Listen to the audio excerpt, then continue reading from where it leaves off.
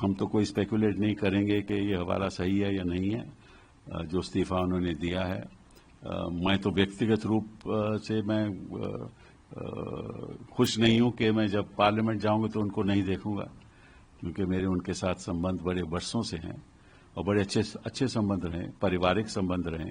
और जहां जहां भी हमारे परिवार के कोई फंक्शन होते थे तो धनखड़ साहब हमेशा आते थे और मेरे पिताजी के साथ उनके संबंध रहे और मैंने कई केसेस उनके साथ भी किए, उनके खिलाफ भी किए जब वो दूसरी साइड पर रहते थे। लेकिन हमारी जो पर्सनल इक्वेशन थी वो बहुत ही समझ लीजिए कि वार्म थी। हाँ? और आई विल मिस हिम, क्योंकि जो भी कहो धनखड़ साहब का एक व्यू पॉइंट हमेशा रहता था जो अक्सर पब्लिक में बिना संकोच के बोल देते थे और ये उनकी खासियत थी, क्योंकि जो उनके मन में रहता था वो मन में नहीं रखते थे और उनको अगर कोई ऐसी बात लगती थी कि गलत हो रहा है तो बोल भी देते थे। और हमेशा हाउस में बैठकर कहते थे कि विपक्ष को और सत्ता पक्ष को एक मत से आगे बढ़ना चाहिए, क्योंकि बात सवाल देश का होता है। वो बात भी सही है, लेकिन हर एक का नजरिया अलग अलग होता है, तो कई बार हाउस भी नहीं चलता था। लेकिन उनके मन में कोई मैल कभी नहीं रहा और जब भी मैंने चाहा कि मुझे थोड़ा वक्त ज़्यादा दीजिए बोलने का, तो चेंबर में जाकर मिला तो हमेशा उन्होंने मेरा साथ दिया और ज़्यादा टाइम दिया। तो मैं तो उनका आभारी हूँ कि उन्होंने हमेशा जो मैं हमारे संबंध रहे वो बहुत अच्छे रहे।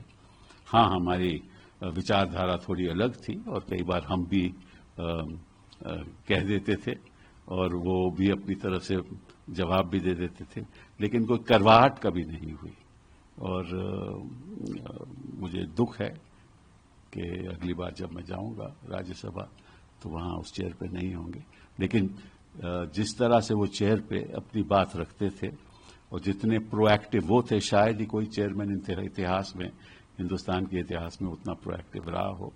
ये उनकी खासियत भी थी और उसकी वजह से करवाहट भी कभी कभार होती थी, लेकिन कभी मन में उनके ये नहीं रहता था कि मैं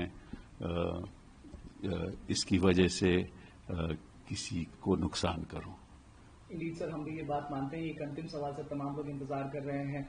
तमाम जो रिपोर्ट्स स्पेकुलेशन की अब दौड़ रही हैं मीडिया में, कहा जा रहा है कि गवर्नमेंट और चेयर के बीच में रिफ्ट था। आप तो एक कलीग के तौर पर और आप सदन में भी साथ रहे हैं, प्रोफेशन की भी अगर बात करें तो उनके खिलाफ में भी उनके साथ में भी तमाम केसेस में हमने आपको देखा है उनके साथ।